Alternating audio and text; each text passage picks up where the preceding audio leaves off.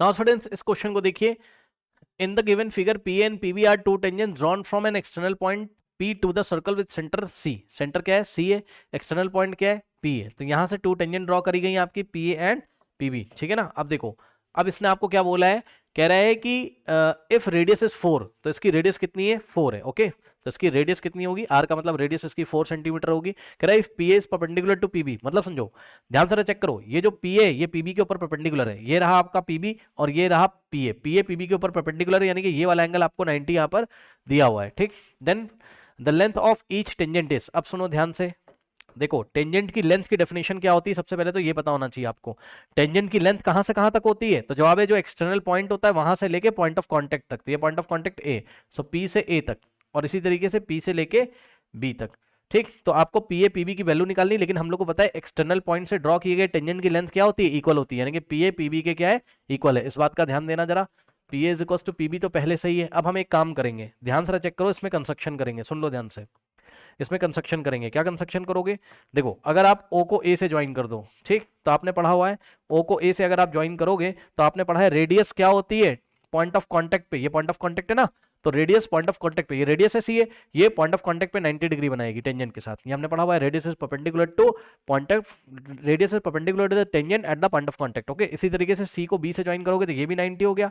अब बताओ, अगर ये 90 है, ये 90, ये 90 है, तो ये भी 90 हो जाएगा ऑटोमेटिकली, ठीक। क्यों? क्योंकि क्वाड्रिलेटरल के चारों एंगल्स का सम 360 होता है, ठीक है ना। तो 180 180 180 270 हो गया, 360 से माइनस कर दोगे ये भी क्या आ जाएगा? 90 आ जाएगा, ठीक। बहुत आसान है। तो यानी कि इसके चारों एंगल क्या हो गए?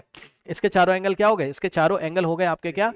90। अब सुनो, अगर चारों एंगल 90 हो गए, या तो ये स्क्वायर होगा या तो रेक्टेंगल होगा। अब खास बात ध्यान से सुनो, ये स्क्वायर है, क्यों है ये सुनो ध्यान से। देखो, कोई रेक्टेंगल है अगर आपके पास, मेरी बात ध्यान से सुन लेना, अगर आपके पास कोई रेक्टेंगल है, ये इस तरीके से अगर आपके पास कोई रेक्टेंगल है, और रेक्टेंगल के अगर आपके जो एडजेसेंट साइड है वो अगर इक्वल हो गए, समझो जरा बात को, हमने क्या किया, इस रेक्टेंगल को ऐसे दबा दिया, दबा दोगे अगर, देखो ये 90 ये 90 ये 90 ये 90, ठीक। तो ये जो एक ही वर्टेक्स से निकलने वाले साइड, ये वाले और ये, इसको एडजेसेंट साइड बोलते हैं। एडजेसेंट साइड अगर इक्वल हो गए, खुद दिमाग लगाओ, ये वाली साइड और ये वाली साइड अगर इक्वल हो गई, या ये वाली इक्वल हो गई, तो स्क्वायर बन जाएगा।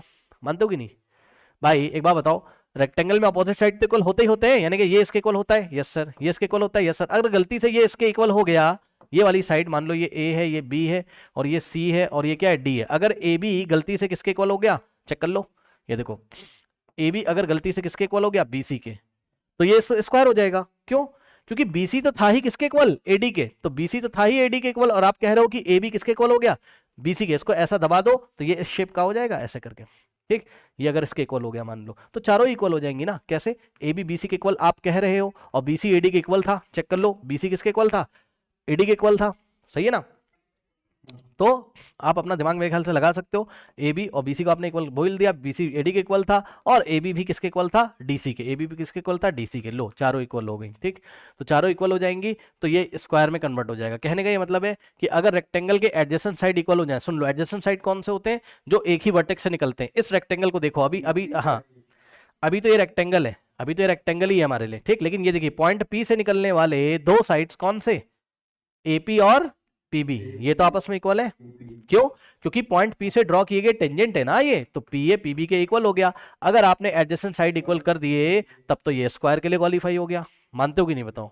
तो इसलिए ए पी बी सी क्या हो गया? A P B C is a square, तब तो ये स्क्वायर हो गया। अगर स्क्वायर हो गया भाई, तो इसके चारों साइड्स क्या होते हैं? इक्वल होते हैं। मतलब जितना इसका सी ए था, सी बी था, उतना ही पी बी, उतना ही पी हो जाएगा। और चेक कर लो, सी ए कितना था? रेडियस था, और रेडियस हमको 4 सेंटीमीटर दिया हुआ है। लो, यानी कि ये भी 4 है, ये भी 4 है, ठीक, और ये भी 4 है, ओके, और ये भी क्या है? 4 है। कोई डाउट है बताइए? यानी कि इन्होंने हमसे क्या बोला था कि length of the each tangent बता दो, तो लेंथ ऑफ द ईच, ये आंसर है देखो हमारा, ठीक। Length of the each tangent is 4 centimetre, तो ये आपका आंसर हो गया। ओके, कर लीजिए।